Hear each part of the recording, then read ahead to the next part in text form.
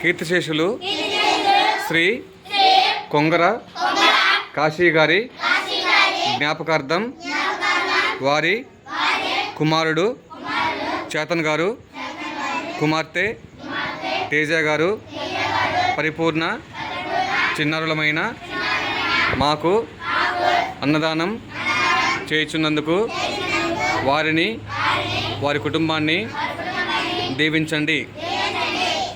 అలాగే కాశీ గారి ఆత్మకు శాంతి కలగాలని మేము మనస్ఫూర్తిగా భగవంతుణ్ణి ప్రార్థిస్తున్నాం.